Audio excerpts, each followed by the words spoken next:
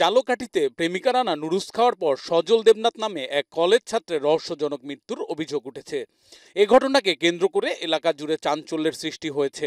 11 November সকালে জালকাঠি সদর হাসপাতালে চিকিৎসাধীন অবস্থায় সজলের মৃত্যু হয়। তিনি জালকাঠি সরকারি কলেজের একাদশ শ্রেণীর ছাত্র ও জালকাঠি সদরের জেলেপাড়া এলাকার বাসিন্দা সনাতন দেবনাথের ছোট ছেলে। সজলের বাবা সনাতন দেবনাথ জানান, রোববার রাতে জগদ্ধাত্রী পূজার উৎসবে অংশ নিয়ে সজল বাড়ি ফিরে ঘুমিয়ে পড়েন। রাত আনুমানিক 1:30টার দিকে হঠাৎ অস্বাভাবিক আওয়াজ পেয়ে পরিবারের সদস্যরা তার কক্ষে গিয়ে দেখেন সজলের পা বাঁধা অবস্থায় এবং তার প্রেমিকা খাটের নিচে অচেতন অবস্থায় পড়ে আছেন। দ্রুত তাকে জালকাঠি সদর হাসপাতালে নিয়ে যাওয়া হয়, কিন্তু সকালে তার মৃত্যু হয়। সজলের বড় ভাই উজ্জ্বল দেবনাথ জানান, বান্ধবী তিথির বাসা থেকে আনা নুডলস খাওয়ার পরই ভাই অসুস্থ হয়ে পড়ে। নুডলসে কোনো বিষাক্ত পদার্থ থাকার কারণেই হয়তো তার মৃত্যু হয়েছে। প্রেমিকা তিথি জানান, তাদের 2 বছরের সম্পর্ক রয়েছে এবং জগদ্ধাত্রী পূজার দিন তারা কিছুক্ষণ সময় কাটান। রাতে তারা দুজনে একসঙ্গে সজলের রুমে ছিলেন।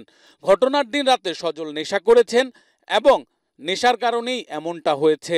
জালকাঠি সদর হাসপাতালের আবাসিক মেডিকেল অফিসার TM মেহেদী হাসান সানি বলেন, গভীর রাতে হাসপাতালে আনার পর দীর্ঘক্ষণ চিকিৎসা করা হলেও সজলকে বাঁচানো সম্ভব হয়নি। Walid Siddiqui, Asian television.